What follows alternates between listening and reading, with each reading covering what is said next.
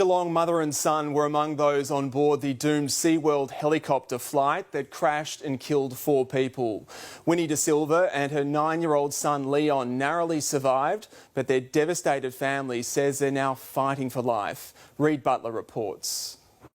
The joy flight that ended in horror. On board, a mother and son from Geelong West, Winnie De Silva and little Leon, now clinging to life in Queensland. Winnie's number one thing was to go to SeaWorld and take Leon to SeaWorld and look at the dolphins. Neil De Silva says the helicopter flight was a spur-of-the-moment purchase for the family. You can see him here watching the chopper take off. He waves to his wife and stepson.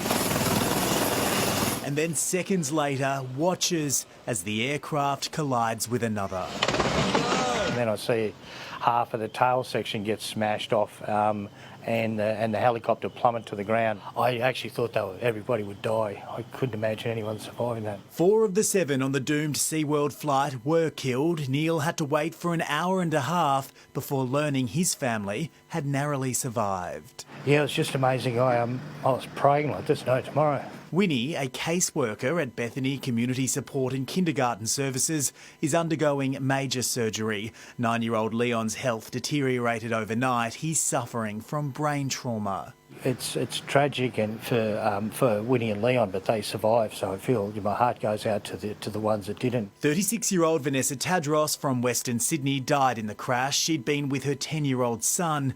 He lived just, now in a critical condition. SeaWorld's chief pilot, Ash Jenkinson, was behind the controls. He's also among the dead. The 40-year-old was newly married and a father to a 1-year-old boy. He was just starting his life, really. Everything was just going so good for him. Big guy with a big heart, would have done anything for anyone. Those traits on full display when Ash travelled to flood-ravaged parts of New South Wales. Full load.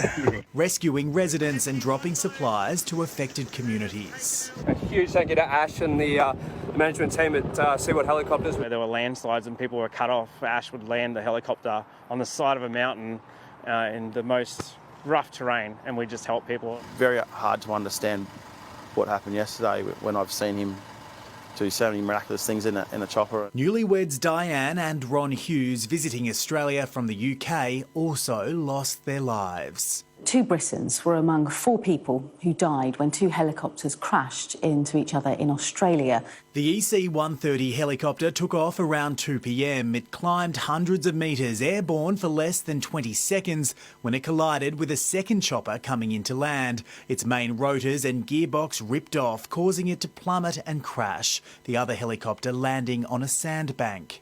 All 6 on board that aircraft survived. The fact that one helicopter's managed to land has been quite remarkable. Tonight, attention is turning to how this collision involving routine flights could have happened on a clear afternoon. We now have a painstaking job of trying to recreate exactly what's occurred in the lead up. The wreckage and its electronic monitoring now being analysed. Of key interest, what procedures were in place at SeaWorld, what happened in the 2 cockpits at the time of the crash, and what exactly could the pilots see? It just appears that for whatever reason the 2 pilots didn't see each other, because either aircraft could have taken avoided action if they'd seen each other. It's more likely that there was some sort of degree of human factors involved. Hundreds of witnesses will be interviewed. CCTV and mobile phone footage will also be examined.